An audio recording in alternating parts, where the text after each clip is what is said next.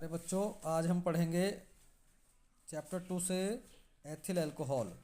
Ethyl alcohol का अणुसूत्र C2H5OH होता है तथा इसे IUPAC में एथेनॉल कहते हैं।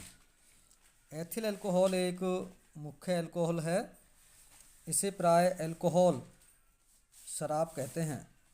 यह अनाजों जैसे मक्का, जौ, गन्ना, चुकंदर आदि से प्राप्त की जाती है, इसलिए इसे ग्रेन अल्कोहल या अन्न अल्कोहल भी कहते हैं।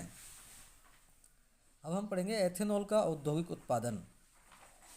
एथेनॉल का औद्योगिक उत्पादन सीरे से किया जाता है। सीरे से अल्कोहल का निर्माण। सीरे में लगभग 20 से 30% शर्करा तथा लगभग इतनी ही मात्रा में ग्लूकोज तथा फ्रुक्टोज होते हैं। सीरे से अल्कोहल निम्न पदों में प्राप्त की जाती है। पहला पद है इसमें तनुकरण, यानी कि हल्का करना। सीरे में इस प्रकार जल मिलाया जाता है कि इसमें शक्कर का सांद्रण 8 से 10% हो जाए। दूसरा है अमोनियम लवण और तनु अम्ल मिलाना। शक्कर युक्त सीरे के विलयन में थोड़ा सा तनु H2SO4 मिलाते हैं, जिससे इसमें ऐसे जीवाणु किण्व पैदा न हों जो हानिकारक हों, और थोड़ा सा अमोनियम सल्फेट डालते हैं। अमोनियम लवण ईस्ट के लिए भोजन का कार्य करता है। तीसरा है खमीर मिलाना। प्राप्त विलयन को बड़ी बड़ी टंकियों में भरकर खमीर मिलाया जाता है। इसका ताप 20 से 30 डिग्री सेल्सियस के बीच रखा जाता है। किण्वन पूर्ण होने में 20 से 30 दिन लगते हैं।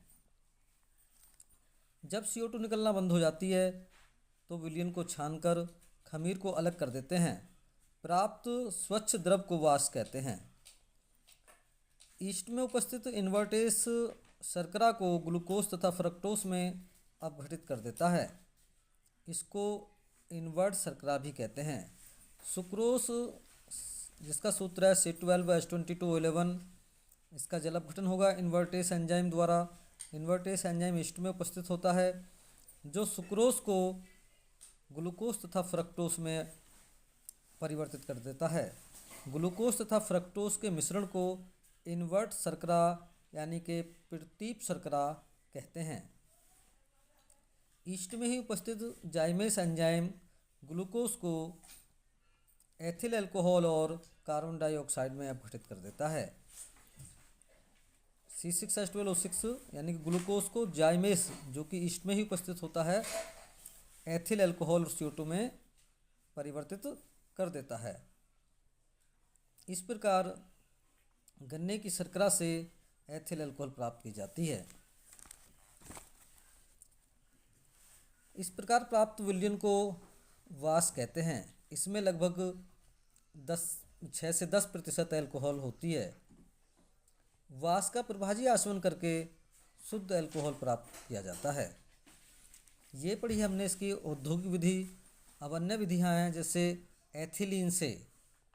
एथिलीन होती है CH2 double bond CH2 plus H2SO4।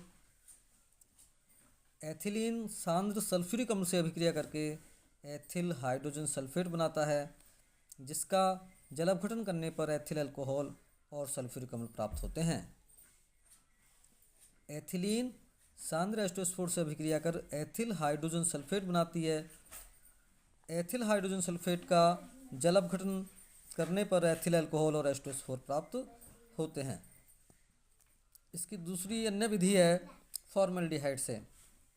Formaldehyde Grignard अभिकर्मक से क्रिया कर एक माध्यमिक यौगिक बनाता है, जिसका जल अपघटन करने पर एथिल अल्कोहल और मैग्नीशियम हाइड्रोक्सीब्रोमाइड प्राप्त होते हैं। बहुत मोस्ट अभिक्रिया है फॉर्मेल्डिहाइड से एथेनॉल, यानी कि मैथेनॉल से ethanol.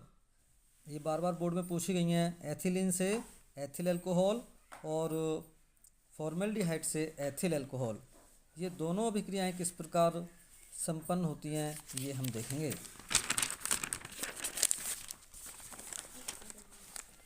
Ethylene CH2 double bond CH2 होता है।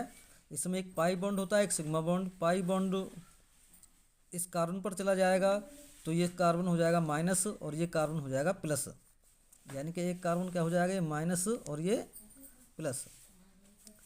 अब H2SO4 सल्फ्यूरिक अम्ल में H प्लस HH4 माइनस होता है, हाइड्रोजन सल्फेट और H प्लस इस कार्बन माइनस से जुड़ेगा और बनाएगा CH3CH2HSO4, यानी कि CH3CH2HSO4 एथिल हाइड्रोजन सल्फेट।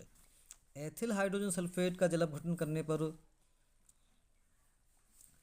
हमें मिलेगा CH3CH2OH और प्लस H2SO4। इस अभिक्रिया में सल्फ्यूरिक अम्ल निर्जलीकारक और उत्प्रेरक दोनों का कार्य करता है। बार बार बोर्ड में पूछी जाती है अभिक्रिया, बहुत मोस्ट अभिक्रिया है।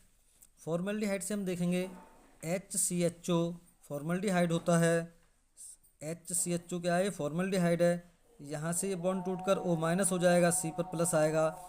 ग्रिग्नार्ड अभिकर्मक में CH3MgBr होता है। मैग्नीशियम पर पॉजिटिव आंशिक धनावेश तथा CH3 पर आंशिक ऋणावेश उत्पन्न होता है, जिससे कि एक माध्यमिक यौगिक CH3CH2OMgBr बनता है, जिसका जल अपघटन करने पर CH3CH2OH यानी कि एथिल अल्कोहल और मैग्नीशियम हाइड्रोक्सी ब्रोमाइड प्राप्त होते हैं।